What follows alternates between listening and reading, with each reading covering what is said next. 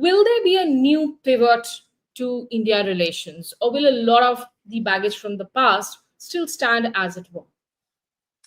I think if you sort of pay attention to Canadian news, there is an opportunity for a reset. The tone has really shifted, and you're hearing during the election campaign, both Carney and Polyev were speaking about India in a different way. I mean, sort of noting that both for its own reasons of significance, but also given that the world is really changing and President Trump is making everyone look at their foreign policy and look at other partnerships, I think there is now a political window of opportunity to set a new tone in Canada-India relations.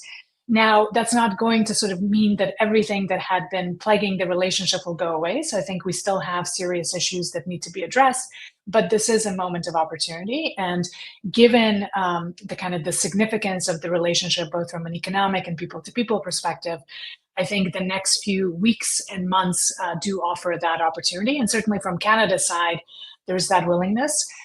From our perspective, kind of listening to some of the messages coming out of Delhi as well. So certainly Prime Minister Modi's congratulatory remarks on Carney's election, Minister Jaishankar's remarks to Minister Anand's election. So those were all seen here in Canada and Ottawa as potentially positive signals and a willingness for a reset on both sides. Right. You did mention that tweet from Prime Minister Modi that came in pretty early on, and where he wrote that congratulations on your election as the Prime Minister of Canada. This was on 29th April. It was interesting that he spoke about India and Canada are bound by shared democratic values, a steadfast commitment to the rule of law, and vibrant people-to-people ties, which did look like, there would be an opportunity for reset sooner than later, given that how much had changed in the landscape in the last few years, particularly since the relationship literally blew up after, Prime Minister Trudeau went onto the stage in Parliament and leveled those very serious allegations against India's external agency, the RAW, in terms of the assassination attempt and assassination of a Canadian citizen, but a Khalistani, leader. So really, at the moment, do you think India will be a priority for this government, or it's still going to take some time before Carney and Anitaanand can both start to focus on the India relation? I think both Prime Minister Carney and his cabinet members understand that Canada needs to deepen what they call relations with like-minded partners in Europe and Asia. So I think obviously Europe, there's historic relations. It's easier for Canada, and that's where the outreach has started. So Prime Minister has traveled to the UK and to France, and of course has now been to Italy as well on the occasion of the new Pope's inaugural sermon. So I think with Europe, that's all well in hand. The question really becomes how quickly can Canada move also to deepen relations in Asia? And when we look at Asia, of course, for Canada, Japan, South Korea, those are historically good relations. And Japan is also a member of G7. So I think there will be opportunities to deepen relations there. And then the next, of course, set of relations are with India and with Southeast Asia. I think that's where also the opportunities will be. So we will definitely see that there is a desire. I think two things will need to be watched in June. One is the G7 meeting that's taking place here in Canada, and who will be invited to that, and whether Prime Minister Modi receives an invitation.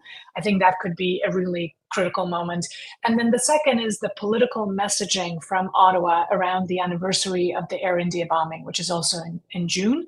And this year it's the 40th anniversary. So I think messaging and signaling there would be important. And then, of course, what Canada will be watching is how India responds to both of these developments, how India speaks about cooperating on the critical law enforcement issues. So what Canada would like is India's cooperation on the Nijjar murder case, as well as the broader allegations that Indian authorities had been involved in violent crimes here in Canada targeting the Khalistani activists. So I think from Canada's perspective, we'll be watching signaling around that issue. So how Prime Minister Modi and his government sort of speak about that and the willingness to cooperate with Canada.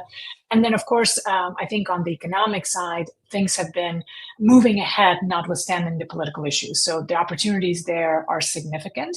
And I think businesses would very much welcome a change in the political tone. Right, but I think a lot of our audiences will have questions revolving around the issue that kind of, led to that severe decline in relations. Kabir is asking that, there was the rise of the Khalistani elements and then open support and space from Trudeau. Now, in the election results, if we see the way the NDP has lost, Jagmeet Singh has actually stepped down. Is that changing the narrative on the Khalistan issue in terms of, whether it really has electoral benefits at the end of the day or not?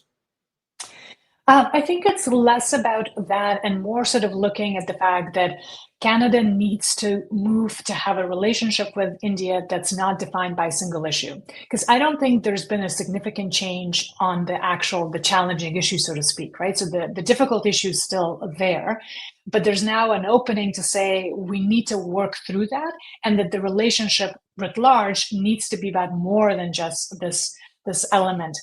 So that's, I think, the opening. But otherwise, the Canadian case has not changed. Canada still is asking for India's cooperation on this issue, and recognizing also that there needs to be a lot more to rebuild trust among our law enforcement. It's not just about the Nijjar assassination. I think the issues go back 40 years.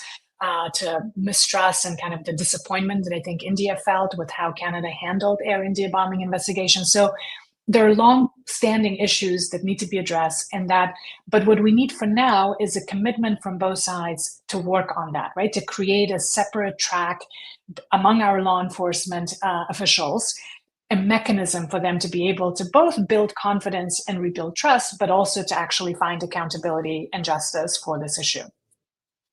Let me just play out, in fact, a comment that was made again by Justin Trudeau in November last year when things had started to change and the relationship had really sort of crumbled. There was a diplomatic, tit for tat that had happened. And there are many supporters of Khalistan in Canada, but they do not represent the Sikh community as a whole.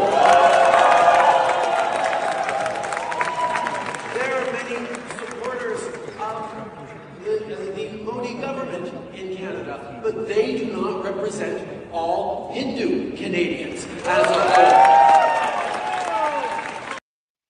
It's just one of the many controversial statements that Trudeau seems to have developed a habit of making. In a similar breath, trying to bracket in the Khalistanis and Hindu Canadian supporters of Modi. It was a strange thing to say. Has there been any sort of introspection within the Liberal Party that, yes, there is a case that deals with law and order, that the courts will have to do what they have to do, but the political messaging of how things were being put out, do you think there was actually an introspection within the party, or they've been too busy with what was happening domestically on the economic front?